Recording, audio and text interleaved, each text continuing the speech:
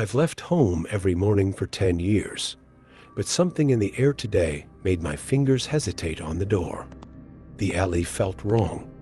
The silence was too complete. Even the antenna spun with no wind, like time forgot to stop it. My phone said it was today, but something behind me insisted it wasn't, as if time had peeled away in a single blink. I knew those cars weren't here yesterday. Their silence felt older than rust, like memories parked and left to rot. I didn't look away for long, but when I did, the one in the corner had moved, just enough to make me doubt myself. The fluorescent buzz swallowed my breath. No one blinked. The TV, the cashier, the silence all screamed the same year. The city didn't fall silent. It was erased, like I'd stepped outside the story and nothing was written after this page. I blinked. My reflection didn't. The man in the puddle stared back like he knew something I hadn't remembered yet. This street was mine, but not like this. The houses leaned closer, unfamiliar like dreams remembered wrong.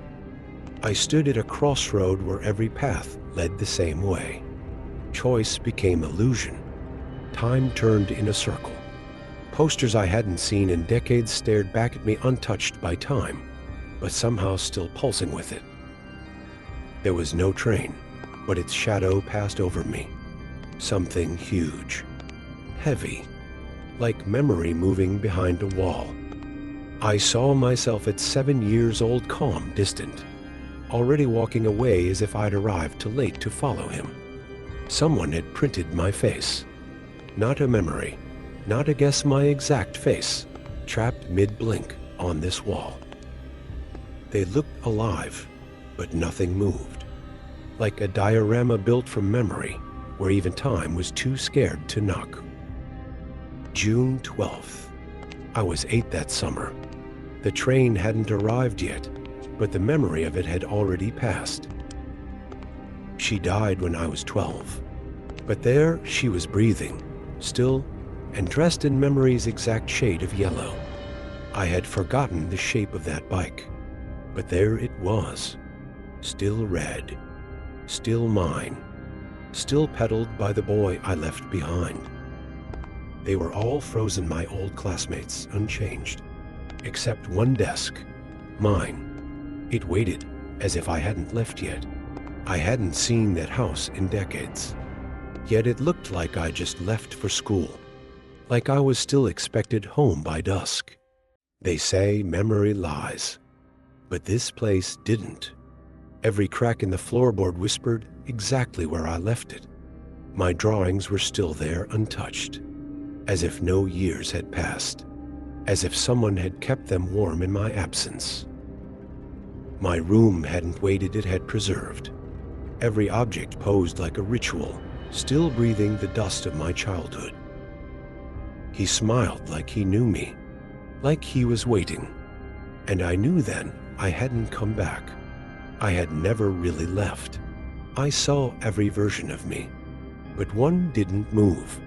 It just stared, not at me, but through me, as if I was the reflection. These weren't memories being erased. They were being replaced, bit by bit. Someone else was living my life. I don't know what it was, but I knew what it held. Every memory I had forgotten was trapped inside its light. I wasn't running from what I forgot. I was running from what I never wanted to remember in the first place. It wasn't just memories. It was every version of me I'd ever tried to bury. And now they all wanted out. I thought I could handle it. I thought I could remember. But no one prepares for the weight of their own truth. I wasn't whole. I never had been. I was stitched from fragments, and each one told a different version of the truth. In the end, I didn't escape the past. I just stopped running. And when I stopped, it finally let me go. I wasn't sure what world I was walking through anymore. Maybe it was mine, or maybe it always belonged to someone else. 2 doors. One felt safe. The other felt true. But sometimes the truth is the last thing we're ready to walk through. Real life waited behind that door. Not perfect, not beautiful, but mine. And maybe that's what matters most. I came back, but something didn't follow me.